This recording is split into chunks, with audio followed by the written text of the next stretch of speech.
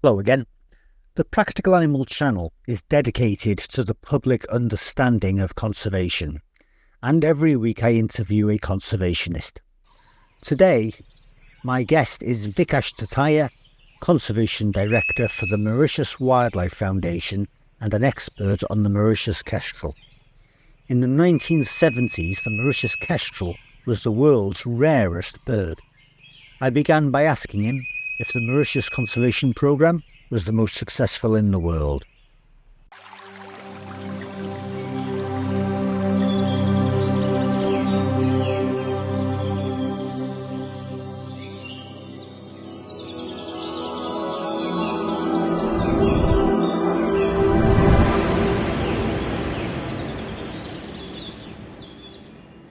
Vikash, is the Mauritius Kestrel project and all the associated conservation projects on Mauritius, taken collectively, is the Mauritius project the most successful conservation project in the world? I think if we are not the most successful conservation program in the world, we're definitely amongst those. Of course, you have countries such as New Zealand that would top the ranks in terms of conservation. Seychelles, not very far from us, does very well. Costa Rica is also one of those countries that's renowned for its conservation. But definitely Mauritian Wildlife is in the league of the leading conservation programs in the world. Some of the successes would include rescue of at least 5 species of birds that would have gone extinct.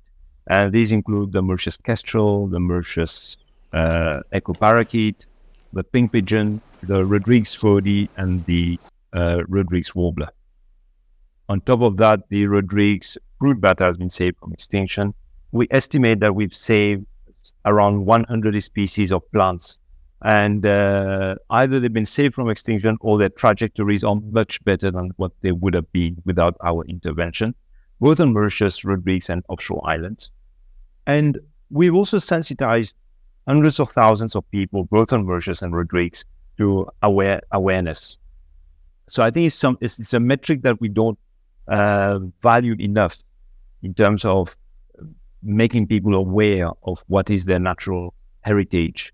We've also saved at least half a dozen different reptiles from extinction: tailfair skinks, Gunther's geckos, and one that would definitely have gone extinct, which is the orange-tailed skink. Places such as Round Island were going to be destroyed by rabbits and then ensuing soil erosion, loss of plants, loss of vegetation. And Île aux Aigrettes, which was under the threat of invasive plants and animals, all of these habitats have been saved from further degradation. We do rank amongst the leading conservation programs in the world. What can you tell me about this fantastic landscape behind you? I recognize it, but can you describe what it is, where it is? Those 3 trees would have been there when you were on Round Island in 1990 or 1991. They've been around for a long time. This is on Round Island. And this is the gully. We call this the sort of valley behind me is what we call a gully on Round Island. It's now called the Toilet Gully because not very far from down there, there'll be the toilet, the loo. And not very far behind me, if I was on Round Island right now, is where our field station is. So this is Round Island, which is an island about 23 kilometers north of Mauritius, and which is well renowned for the reptiles and the plants that survived on Round Island for one simple reason: rats never got there. Rabbits and goats were introduced in the 1800s, and they were eradicated in 1979 for the goats and 1986 by ourselves for the rabbits. And the plants started coming back after that, but the weeds also came back faster. So there's had to be a big weed control effort on this island, which continues to this day. But we've actually been recreating forests on the island.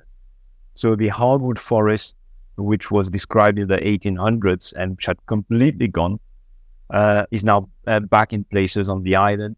We've got a field station. We have staff that are permanently based on the island on rotations. Our presence on the island has actually cut down to zero poaching of seabirds, which happened up to 1997. So there hasn't been any poaching since 1996, 97. Vikash, what is the Mauritius Project? We are the Mauritian Wildlife Foundation. We are registered as a charity organization, and we have been conducting works on Mauritius, Rodrigues, and offshore island to save plants and animals from extinction. And the Mauritius Project now is nearly 25 different projects that we run: kestrels, echoes, pigeons, Mauritius foodies, olive white-eyed, cuckoo shrikes, paradise flycatchers, and so on. It's also projects to look after islands such as Round Island, Îles Aigrettes. We have projects on Rodrigues for restoring nature reserves. We also have education programs. We do ecotourism at two sites, Îles Aigrettes being one, but also at a place called Grand Montagne Nature Reserve in Rodrigues. We employ over 100 people, but we also have staff and volunteers that come from abroad. People can come and work for several months, sometimes a year, so sometimes several years, and some become permanent. There's a high turnover. This is how that we estimate that over the years, we've had 3,000, probably 4,000 volunteers, staff, students. We have quite a number. We produce quite a number of PhD students as well. We think we've had staff from probably around 60 countries. You are the conservation director of the Mauritius Wildlife Foundation. What is your connection with the wildlife, the birds and the ecosystems of Mauritius?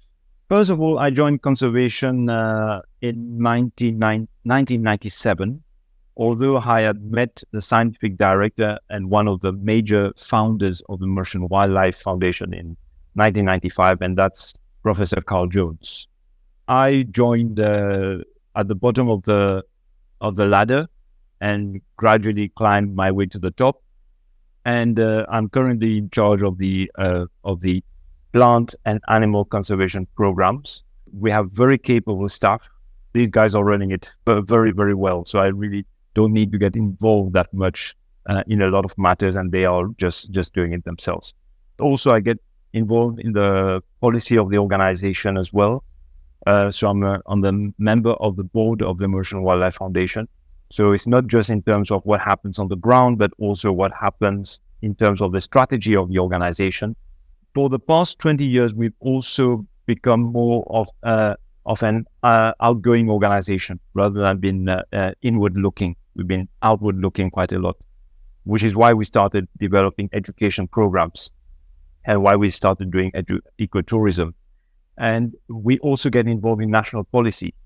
So, for example, we contribute and to a large extent guide things such as the policy on invasive alien species. We are involved in climate change discussions, national biodiversity strategy and action plans, trying to mitigate human-wildlife conflict over Mauritius fruit bats. But something else which is becoming a problem in Mauritius are monkeys, invasive monkeys that are now causing a lot of problem in many areas. So we get involved in things which are not the core conservation that you would have joined 30 years or 20 years or 25 years ago. So we participate in a lot of conferences where we share our experience and knowledge, and we learn from others as well, because we can't pretend that we know it all. Last week we had South Africans who came to Mauritius to give a training on plant propagation. So although we've been working on plant propagation for 30 years or more, we still imbibe any knowledge or any skills that we can get. We actually welcome a lot of foreign expertise and skills. Something which, as a small island, we may not necessarily have. Vikash, what do rats have to do with conservation of endangered species in Mauritius? Quite a lot, in fact. Mauritius never had predators. Rats got here probably 600 or 700 years ago. Rats started decimating the plants and animals of Mauritius. The most well-known extinction is, of course, the dodo. But rats haven't just been responsible for destroying birds, especially ground nesting birds. They can also climb onto trees and where they predate eggs and chicks. But they also have a very big impact on plants. We control rats, and on islands we have eradicated rats. We are now developing techniques that go away from use of poisons. So for a long time we're using brodifacoum, which is an anticoagulant, and now we've gone away from an anticoagulant because the New Zealanders have developed a nice little gadget called A24, which is a self-resetting trap that uses a CO2 gas to recharge a needle, and it's got a law in it, and it is when a rat is being too curious and goes up and is attracted by this lure, the spin goes through the brains and it is dead. And there's this mechanism for recharging for the next kill. And the beauty of this machine invented by the New Zealanders, and who else would have done that, is that it uses no poisons. So we're getting away from poisons, which unfortunately can stay in the soil, can stay in the environment for a long time, and have got some unwanted effects on non-target organisms, especially in the soil. We're getting away from that, and we are looking at creating something called mainland islands. Places on the mainland is relatively free of rats to put back olive white-eyes, which is a critically endangered bird of Mauritius. And we are hoping that this area will be free of rats so that cuckoo shrikes will find better nesting success when the rats are under greater control in that area.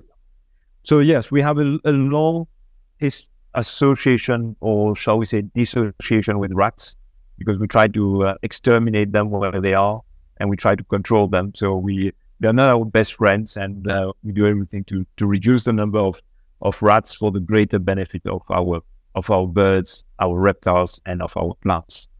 Vikash, the Mauritius kestrel, the echo parakeet, the pink pigeon, the Mauritius cuckoo shrike, the olive white-eye, the fody. How would you describe conservation of these birds on Mauritius today? The 1990s was a very important point, because it was at that point that a number of surveys of surviving passerines on Mauritius was being conducted by Roger Safford, John Beaumont, and a few others. And we continued those surveys, and it showed that those populations were declining.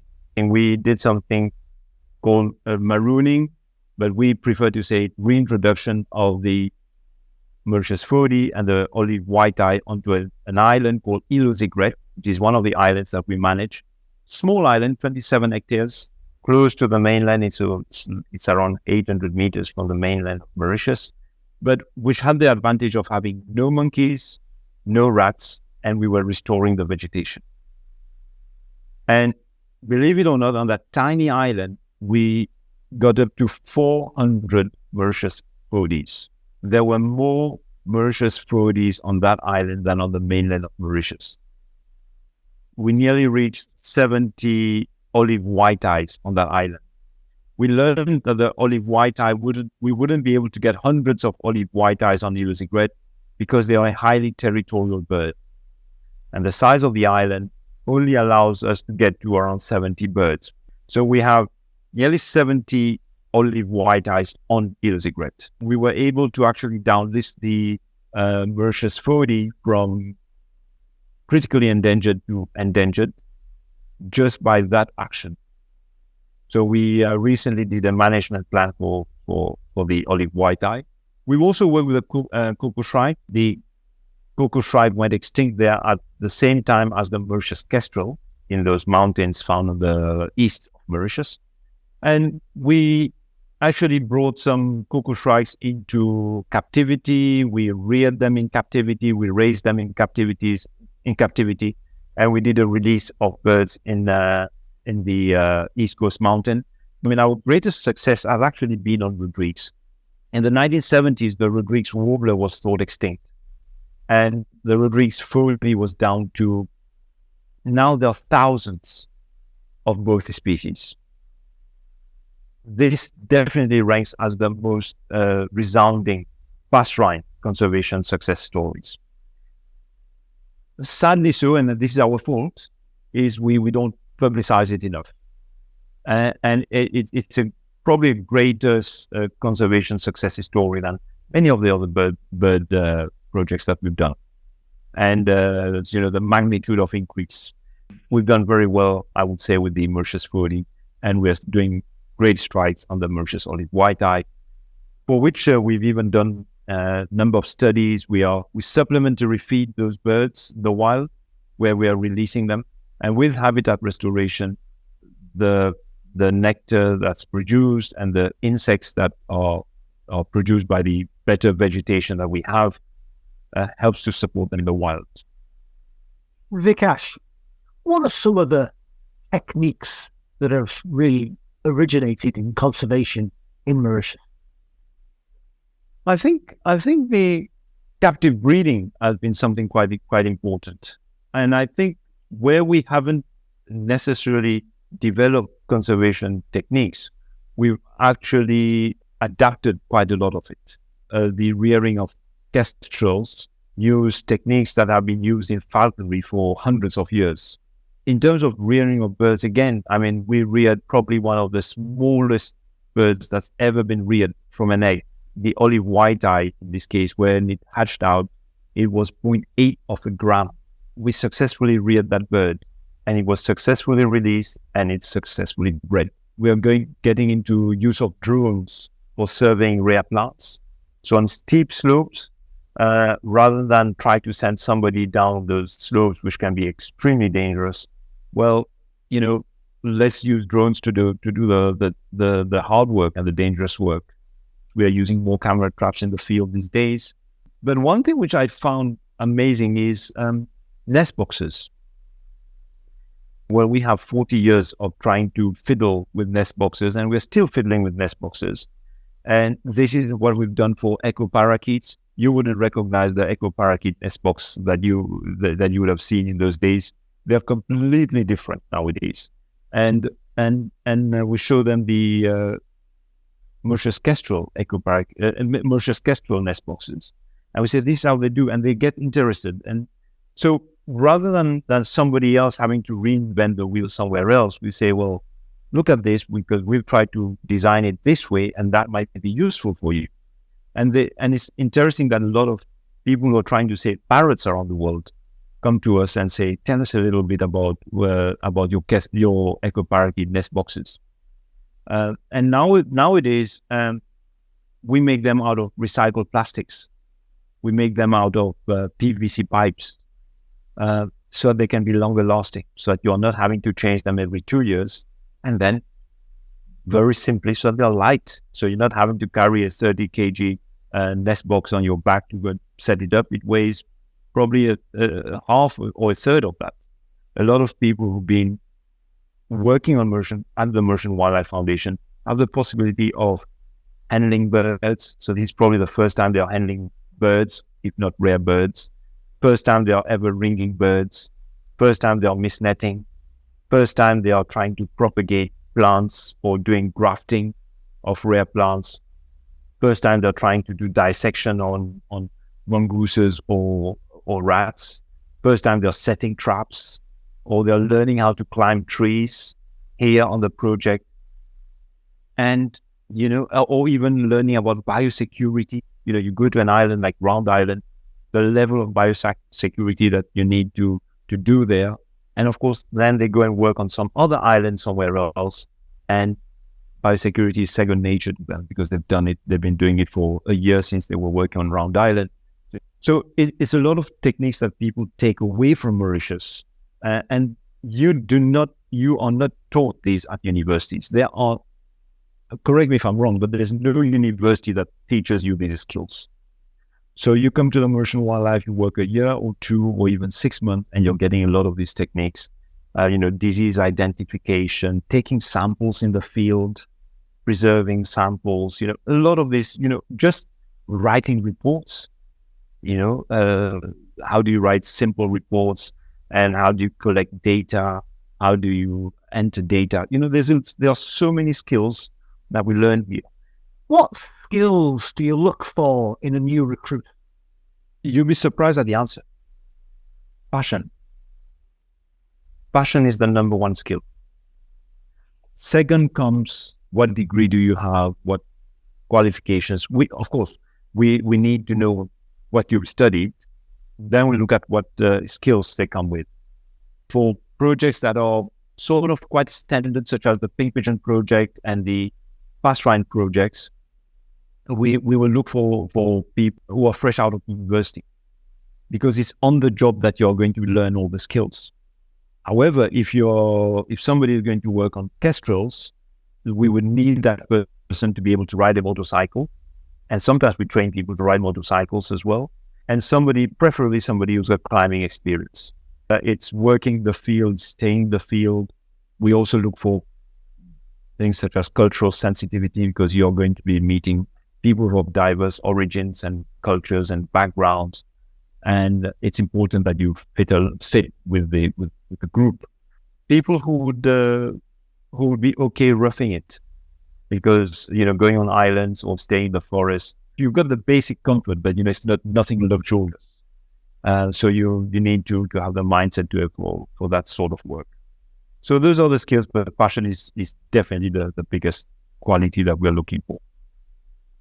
Vikash, what meetings or people or books have most influenced your thinking? Well, the meeting is definitely Carl Jones, because I didn't have any notion about conservation until I met Carl Jones. So he's been a big influence on me, still is. Biggest eye-opener was when I went to Jersey in UK for the course there. It was a 4 months, now it's a 3 months course in endangered species management, and that was such an eye-opener for me. And that has really been a turning point in my career. Vikash, is there anything that you'd like to add? I just would like to say that it's been a pleasure talking to you, as it's a pleasure meeting ex-staff of wildlife and see how they continue to support us. And every time I meet somebody, I say, has the Mauritian Wildlife Foundation been of any positive influence to you? And it's amazing that everybody says, yes, that was really a turning point in my life.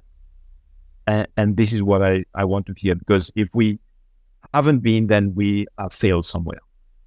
So if we've been unable to influence somebody's thinking, somebody's passion, or ignite something, I think we have failed. And I'm very happy that a lot of people I meet say, well, actually, Mauritius made me what I am. So, and this is what I love to hear all the time. Absolutely fantastic. Vikash, I could talk to you for a week. I really could. You should come to Mauritius. You should come. It's a place where any aspiring conservationist from anywhere in the world should go and spend what we call a season and see innovative conservation in action. Vikash, you are the conservation director on the Mauritian Wildlife Foundation. It has various projects on endangered species, both plants and animals. It's been an absolute pleasure having you on the Practical Animal channel. Vikash Tataya. Thank you. Thank you very much, John.